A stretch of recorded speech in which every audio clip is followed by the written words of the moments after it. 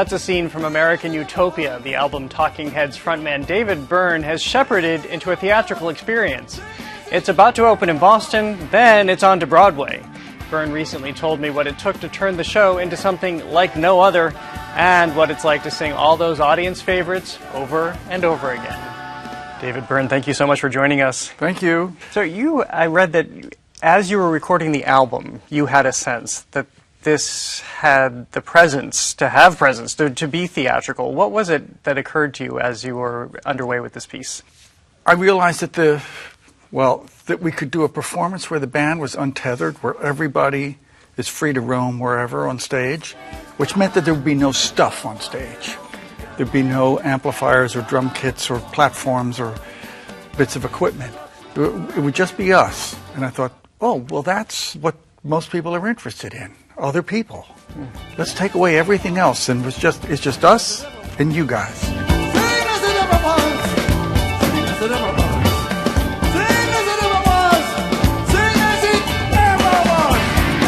How easy is that to do that, to strip away all those elements? It's really, really hard.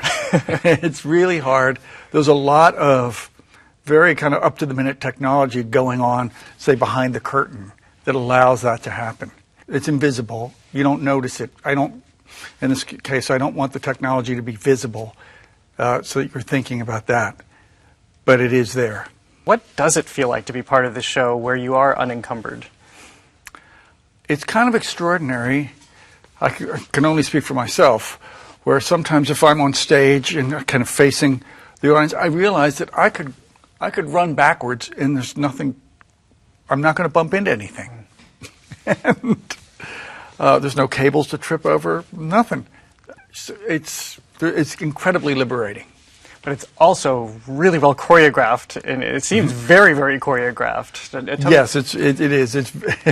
It's kind of all worked out. There's a few places where we can do whatever we want, but in most cases it's worked out. And when that works, it reinforces what's going on in the song, what's going on between us on stage, and it kind of amplifies that in a good way.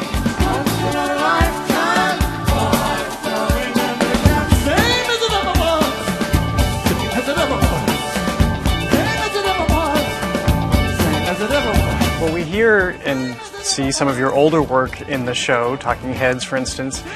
Has putting that music into this context on a stage like this, has that changed the way you look at your own work? A little bit, and it's sometimes puzzled me. You don't expect an actor to come out and be the same character that they were in their hit last year, but we're expected to kind of do the songs that are really popular. But I accept it that's because it has some kind of meaning, not just for me, who wrote it, but also for the audience. And I try and integrate them so that they don't feel exceptional. I've noticed when we performed this show before that audiences, they seem to pay attention even through stuff that they didn't know. And I thought, okay, that's what we want. To go back to that point, though, about the music, and I've heard other artists talk about this as well, do you have a greater sense of why, for instance, people want that from their musicians more than they would say want it from an actor? A little bit. I don't understand it completely, but I understand a little bit. Music is something that you can hear over and over again. You can listen to a song on your phone, computer, records, whatever, over and over again. Not too many times, I hope, but it still has meaning. I listened to some old songs, not of my own, of somebody else's this morning. I found them incredibly moving. And I thought, but I know this song inside out. Music does that. You can listen to it over again. Not too many people watch movies over and over again. There are people who go to see movies over, and there's people who go to see plays over and over and over again, but that's kind of the exception. I think most of the time people feel like if they've watched a play or a movie, they feel like they got it, they've done it. They're not going to go back to it Same with books. But music you can do over and over again. What about for you performing it? Do you ever make new discoveries at this point? Oh, yeah. One of the songs that we do, I'd seen it done recently by a kind of high school choir in Detroit, Michigan. And their version, they didn't change the words or anything. It had a completely different meaning. Everybody's coming to my house. Everybody's coming to my house. I'm never gonna be alone. And we're never gonna go back home. It made me rethink what the song was about. Their version made me think the song was more about welcome and inclusion and everybody come on in. And I thought that might have been what I meant, but it really comes across in their version. Well, what was the song? It's called Everybody's Coming to My House. Everybody's coming to my house. I'm never gonna be alone. And we're never gonna go back home. That must rock you as the person who wrote that song, who birthed that song.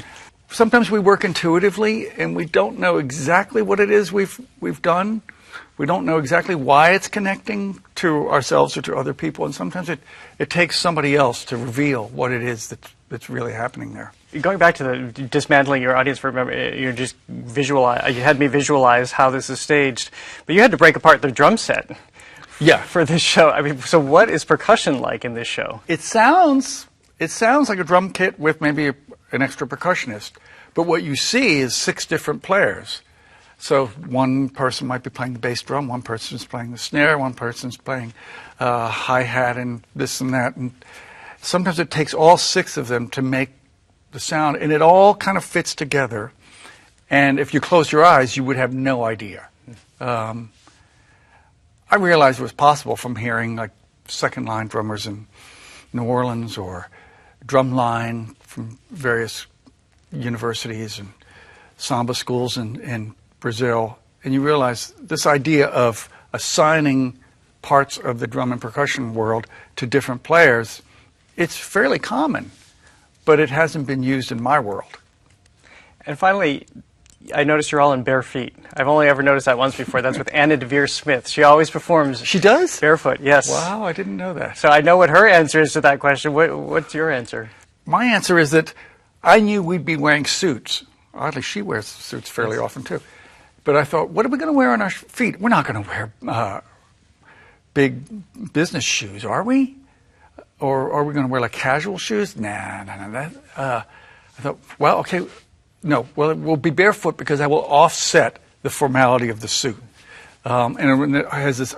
The other effect is it kind of grounds you a little bit. You feel like you're in touch with the earth, although it's a stage, it's not the earth, but it feels like it's the ground.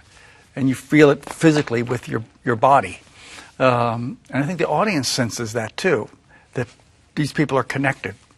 Well, that's how she answered it. As she shifts characters, she has to feel the ground. Well, David Byrne, it's such a pleasure to have you here. We're thrilled that you're taking this show in Boston before taking it to Broadway. Thank you. Thank you very much.